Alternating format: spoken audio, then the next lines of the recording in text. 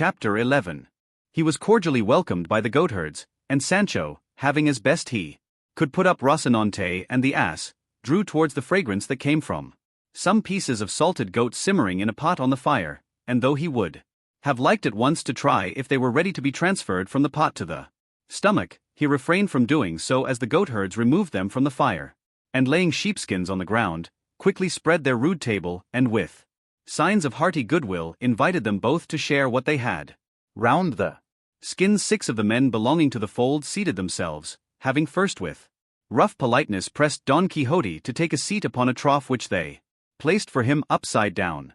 Don Quixote seated himself, and Sancho remained standing to serve the cup, which was made of horn. Seeing him standing, his master said to him, "That thou mayest see, Sancho, the good that knight-errantry contains in itself, and how those who fill any office in it are on the high road to be speedily honored and esteemed by the world, I desire that thou seat thyself here at my side and in the company of these worthy people, and that thou be one with me, who am thy master and natural lord, and that thou eat from my plate and drink from whatever I drink from, for the same may be said of knight-errantry as of love, that it levels all." "Great thanks," said Sancho, "but I may tell your worship that provided I have enough to eat, I can eat it as well, or better, standing and by myself than seated alongside of an emperor. And indeed, if the truth is to be told, what I eat in my corner without form or fuss has much more relish for me, even though it be bread and onions, than the turkeys of those other tables where I am forced to chew slowly, drink little, wipe my mouth every minute, and cannot sneeze or cough if I want or do other things that are the privileges of liberty and solitude. So, señor, as for these honors which your worship would put upon me as a servant and follower of knight-errantry, exchange them for other things which may be of more use and advantage to me, for these, though I fully acknowledge them as received, I renounce from this moment to the end of the world." "For all that," said Don Quixote, "thou must seat thyself, because him who humbleth himself God exalteth," and seizing him by the arm he forced him to sit down beside himself. The goatherds did not understand this jargon about squires and knights-errant, and all they did was to eat in silence and stare at their guests, who with great elegance and appetite were stowing away pieces as big as one's fist. The course of meat finished, they spread upon the sheepskins a great heap of parched acorns, and with them they put down a half cheese harder than if it had been made of mortar. All this while the horn was not idle, for it went round so constantly, now full, now empty, like the bucket of a water-wheel, that it soon drained one of the 2 wineskins that were in sight. When Don Quixote had quite appeased his appetite, he took up a handful of the acorns, and contemplating them attentively delivered himself somewhat in this fashion: "Happy the age, happy the time, to which the ancients gave the name of golden, not because in that fortunate age the gold so coveted in this our iron one was gained without toil, but because they that lived in it knew not the 2 words, mine and thine. In that blessed age all things were in common, to win the daily food no labor was required of any save to stretch forth his hand and gather it from the sturdy oaks that stood generously inviting him with their sweet ripe fruit. The clear streams and running brooks yielded their savory limpid waters in noble abundance. The busy and sagacious bees fixed their republic in the clefts of the rocks and hollows of the trees, offering without usance the plenteous produce of their fragrant toil to every hand.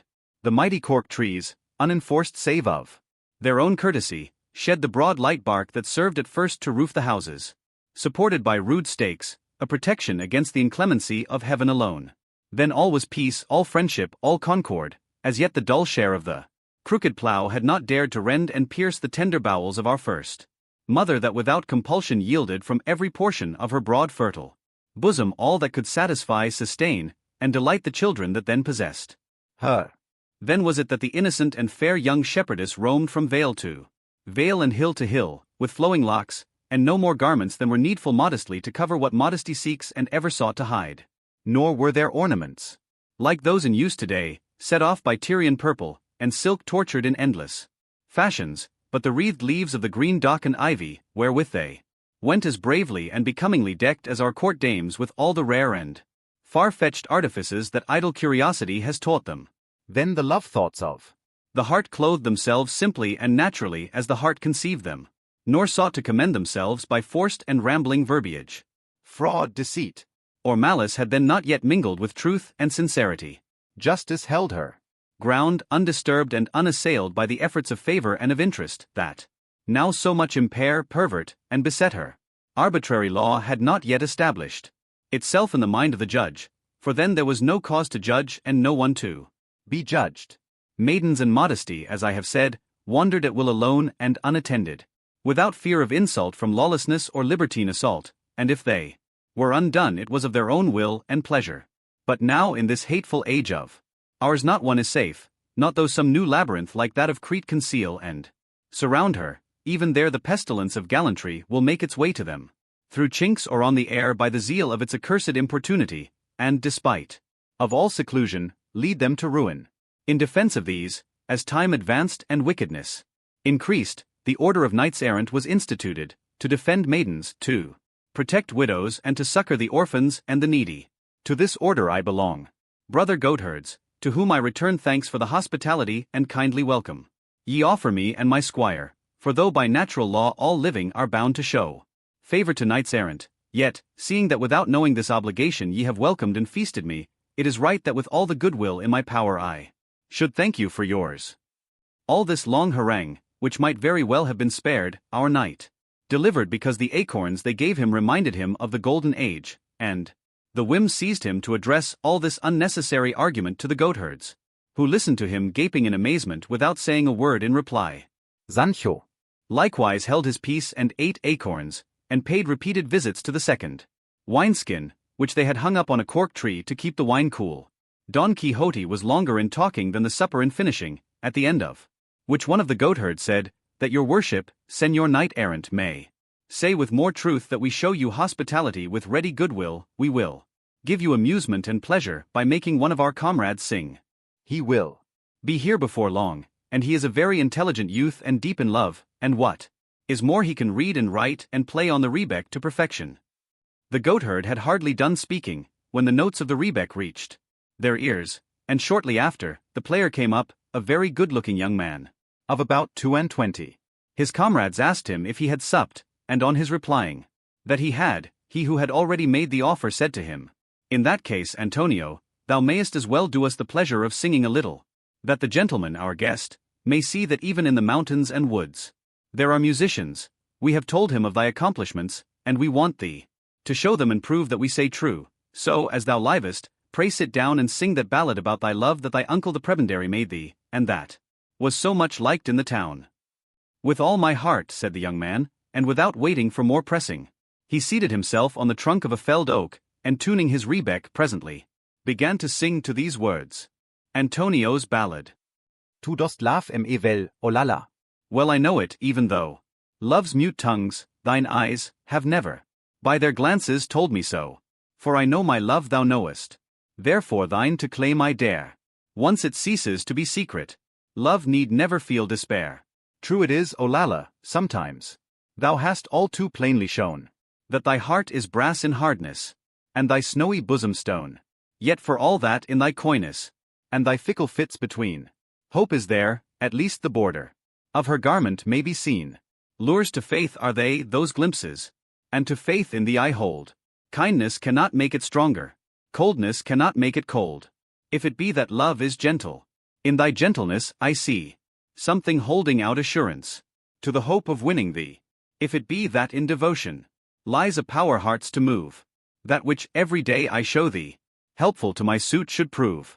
Many a time thou must have noticed, if to notice thou dost care, how I go about on Monday dressed in all my Sunday wear. Love's eyes love to look on brightness, love loves what is gaily drayest. Sunday, Monday, all I care is, thou shouldst see me in my best. No account I make of dances, or of strains that please thee so, keeping thee awake from midnight, till the cocks began to crow, or of how I roundly swore it, that there's none so fair as thou. True it is, but as I said it, by the girls I'm hated now. For Teresa of the hillside, at my praise of thee was sore, said, you think you love an angel, it's a monkey you adore. Caught by all her glittering trinkets, and her borrowed braids of hair, and a host of made-up beauties, that would love himself ensnare. 'T was a lie, and so I told her, and her cousin at the word gave me his defiance for it, and what followed thou hast heard. Mine is no high-flown affection, mine no passion par amour, as they call it, what I offer is an honest love and pure. Cunning cords the holy church has. Cords of softest silk they be. Put thy neck beneath the yoke, dear. Mine will follow, thou wilt see. Else, and once for all I swear it, by the saint of most renown, if I ever quit the mountains, T will be in a friar's gown. Here the goatherd brought his song to an end, and though Don Quixote entreated him to sing more, Sancho had no mind that way, being more inclined for sleep than for listening to songs. So said he to his master, Your worship will do well to settle at once where you mean to pass the night, for the labor these good men are at all day does not allow them to spend the night in singing.